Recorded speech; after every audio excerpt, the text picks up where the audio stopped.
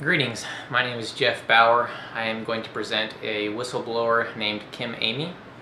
This is based on an article called Accounting for Anguish by Reeves, published in 2002. The story of Kim Amy is kind of a sad one. He initially started his career with Nortel and Ericsson as a telecom accounting analyst. He then moved to WorldCom before it merged with MCI. And initially, when he was hired on at WorldCom, he saw a lot of misappropriation of assets, a lot of bad handling of expenses, a lot of luxurious things that executives and managers were doing. But at the time, the company and all companies in that industry were doing so well that he didn't really think much of it. The problem came, and the straw that kind of broke the camel's back was when there was a corporate mandate to expense all capital expenses, capital projects that should have been amortized. This he thought was more of a tax fraud, which was very material and which he just didn't think was right, so he took a stand on. I will explain how Kim Amy followed the 7 steps of Trevino and Nelson, the authors of the book.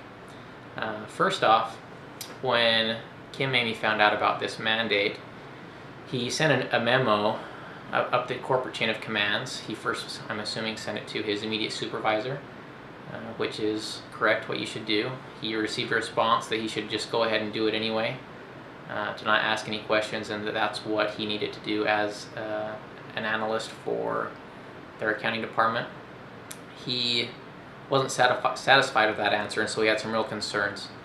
The second step that they recommend is to talk to your family, involve them with any decisions you make, because it will affect them dramatically. It wasn't clear in the readings that I did that he included his wife and family in any planning stages.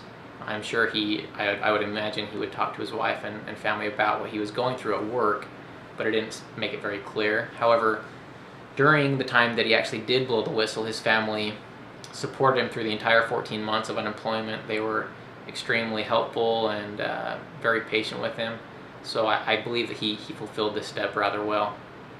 The third step is to take your concern to the next step or next level in management. And as I stated previously, he did send his memo up a few levels in supervision, and he received the same reply to do it anyway. Didn't matter, just stop asking questions, basically. The fourth step I felt that Kim Amy kind of failed to do, which is to research state law, talk to a personal attorney, even talk to the corporate HR and ethics officer if they have one. It didn't say in the article, but I would assume that as big as WorldCom and MCI were when they merged, they would have at least an HR department or an ethics line or officer that he could have talked to about the situation without escalating it to executives. So I kind of feel like he didn't really do that step very well. Step number 5, he did end up kind of skirting the lower level management, mid-management, and actually sent a memo to one of the executives. Her name was Sue. She was near the top of the CEO, and when he sent her the memo, she didn't know about the mandate and said it wasn't part of their recommendations. So she thanked him, and he basically stopped with that memo, the mandate from happening.